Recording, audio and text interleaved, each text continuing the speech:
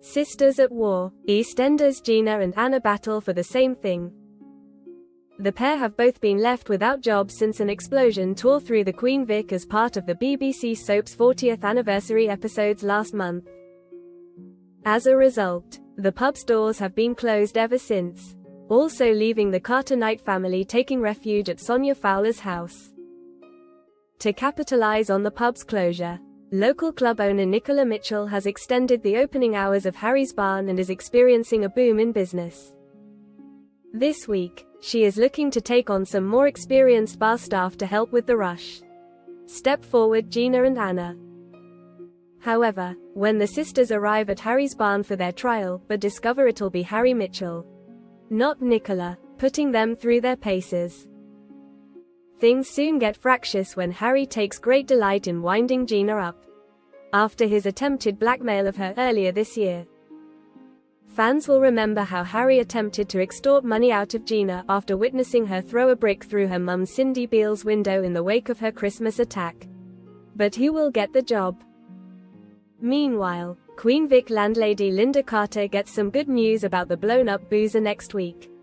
She receives a welcome call from the insurance company, who confirm that they will pay out to rebuild the Vic. However, Linda's excitement soon disappears when her heavy-handed mum Elaine Peacock takes over. Comic Relief airs special EastEnders episode about Phil Mitchell. But now, I realize this is just the start. EastEnders viewers have seen Phil suffering with depression over the last few months, before he attempted to end his own life and was taken to a mental health unit. Phil found it hard to adapt to his new environment, but eventually made a friend and learned to open up about his struggles.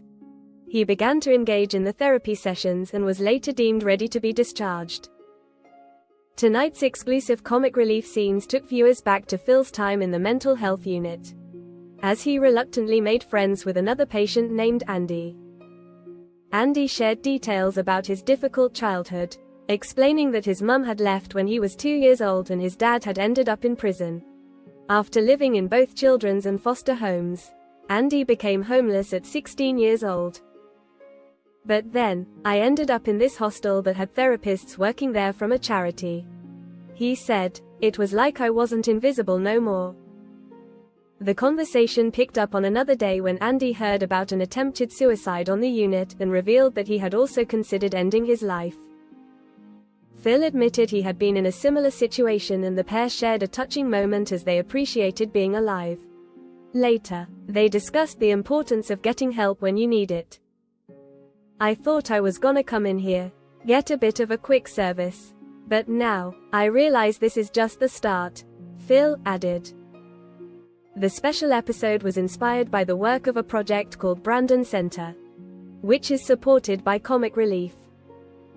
At Brandon Center, we are hoping to offer free and in-depth therapy to people who otherwise might not receive it, and hopefully that gives them a safe space to process and to understand their past, their present experiences, and hopefully create a better future for themselves as well, psychotherapist Aaron told Comic Relief host Davina McCall.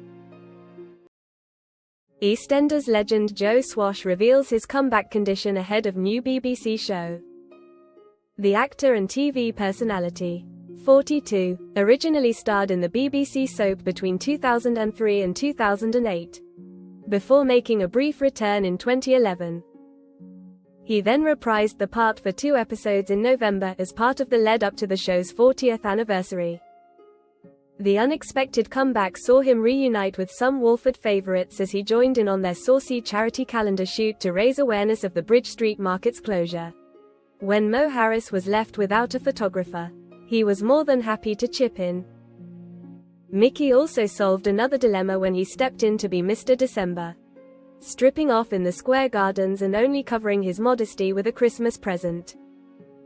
We were also handed a fresh update on the unruly Miller clan, who now all work at his group of luxury, eco-friendly B&Bs in the Cotswolds.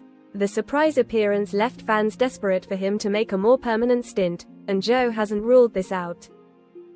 I love that place. I have the most amazing fond memories of being on EastEnders. I was super honored to be asked back. It felt like home, he revealed to the Mirror. If they wanted me to go back in, That would be something I would think about.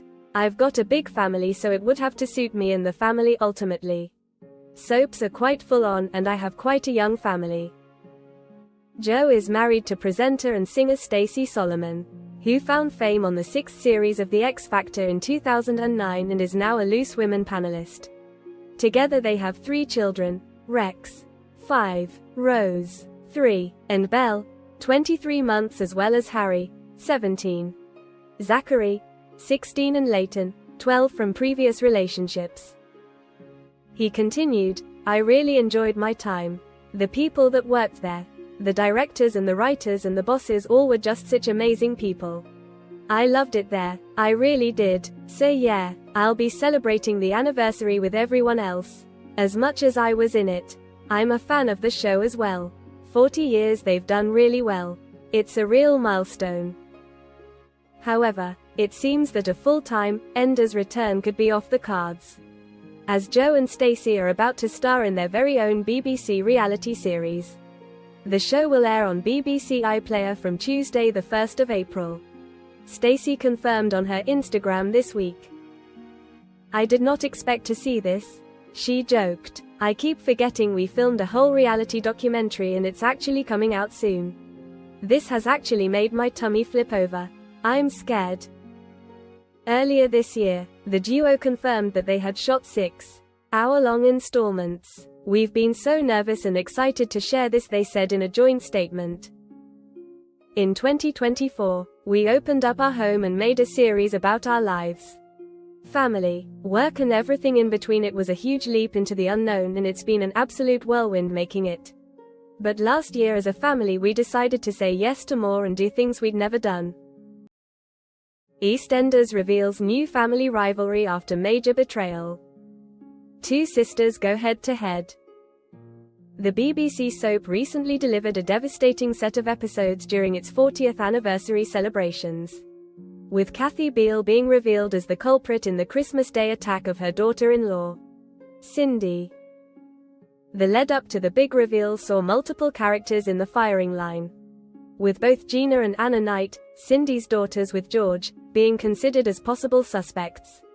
With eyes on everybody, Gina's whereabouts on Christmas Day came into question.